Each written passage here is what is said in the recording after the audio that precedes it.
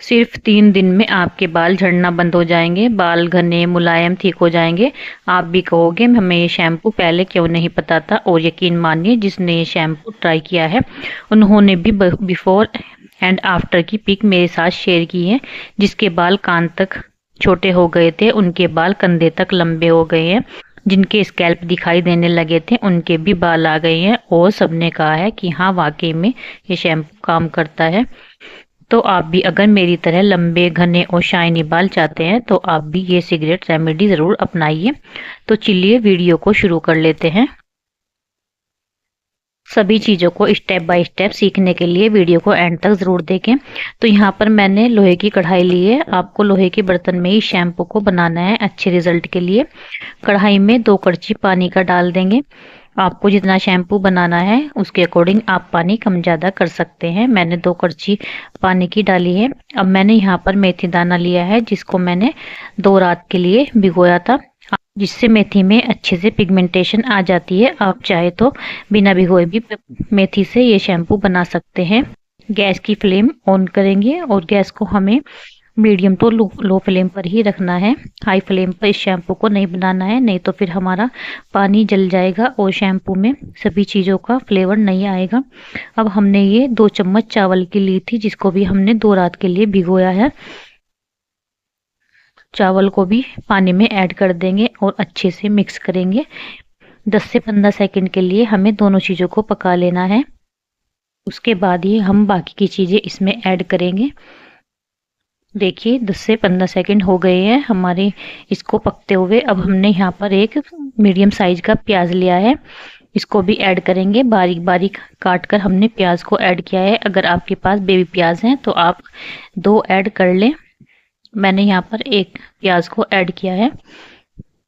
प्याज हमारे बालों के लिए बहुत ही फायदेमंद होता है। हमारे सर में डैंड्रफ हो जाती है, प्याज डैंड्रफ को ख़त्म करता है और स्कैल्प में होने वाले फंगल इन्फेक्शन को भी ख़त्म करता है। देखिए शैम्पू हमारा अच्छे से पक रहा है। हमें शैम्पू को कम से कम 10 से 12 मिनट के लिए मीडियम फ्लेम पर पका लेना है, हाई फ्लेम पर नहीं पकाना है। शैम्पू को बनाते टाइम बिल्कुल भी जल्दबाजी नहीं करें। अगर आपके कोई छोटे मोटे काम हैं तो आप जाकर काम निपटा लें और शैम्पू को ऐसे ही गैस पर पकने के लिए छोड़ दें। यकीन मानिए आपका शैम्पू इतना पावरफुल बनने वाला है कि आप मार्केट के सभी शैम्पू को आज के बाद अवॉइड करने वाले हैं। तो देखिए 7 से 8 मिनट हो गए हैं लगभग हमारे शैम्पू को पकते हुए और हमारे शैम्पू का देखिए कलर भी चेंज हो गया है। ब्लैक हमारे शैम्पू का कलर आया है। अगर आप लोहे की कढ़ाई का इस्तेमाल नहीं करते हैं तो फिर आपका ये शैम्पू पीला बनकर तैयार होगा, लेकिन मैंने लोहे की कढ़ाई का यूज़ किया है, इस वजह से लोहे का कलर शैम्पू में आ जाता है, जो हमारे बालों के लिए बहुत ही फायदेमंद रहता है। मेथी में बहुत से प्रोटीन पाए जाते हैं जो बालों को जड़ों से मजबूत करता है, जिससे बालों का झड़ना कम हो जाता है। मेथी में एंटी फंगल गुण होते हैं जो बालों में फंगस होने से रोकता है और जो फंगस हो गई है उसको ख़त्म करता है और डैंड्रफ को भी ख़त्म करता है। और फ्रेंड्स आपसे मैं एक रिक्वेस्ट करना चाहूँगी, अगर आप अभी तक फैमिली का हिस्सा नहीं बने हैं तो प्लीज़ फैमिली का हिस्सा बन जाइए।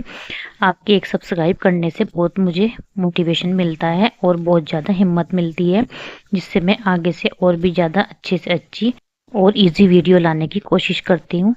और अब हमने यहाँ पर गैस की फ्लेम को बंद कर दिया है और 2 चम्मच एलोवेरा जेल के डालेंगे और थोड़ा सा इसको मिक्स करेंगे, जिससे हमारा ये शैम्पू भी ठंडा भी हो जाएगा और एलोवेरा जेल भी मिक्स हो जाएगा। अभी हमने ये टोनर बनाया है, अभी शैम्पू हम बाद में इसका बनाएंगे। टोनर बनकर अभी हमारा ये तैयार हुआ है। हल्का सा हमें ठंडा करना है, बिल्कुल ठंडा नहीं करना है वरना तो फिर ये थिक हो जाएगा और फिर छनेगा नहीं। अब हमने यहाँ पर एक बाउल लिया है, आपके पास जो भी कोई बर्तन वगैरह हो आप ले लें। एक में मैंने ये छलनी ली है, आपके पास अगर बड़ी छलनी हो तो बड़ी छलनी ले लें। मेरी छलनी कुछ छोटी पड़ गई थी। अभी हमारा ये टोनर बनकर तैयार हुआ है। अभी मैं आपको आगे बनाऊंगी इसका हमें शैम्पू कैसे बनाकर इस्तेमाल करना है। आप चाहे तो इसका टोनर भी यूज़ कर सकते हैं और आप चाहो तो इसका शैम्पू भी इस्तेमाल कर सकते हो। दोनों ही चीज़ें आपको इस्तेमाल करनी है अच्छे रिजल्ट के लिए।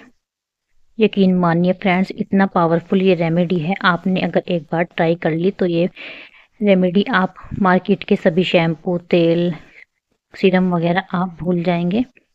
हफ्ते में आपको इसको 2 बार यूज़ करना है, या तो आपको रात में लगाएं और सुबह में सिर धो लें, या फिर अगर आप रात में कंफर्टेबल नहीं है तो आप सिर धोने से 1 घंटे पहले इसको अप्लाई करें और 1 घंटे के बाद सिर धो लें।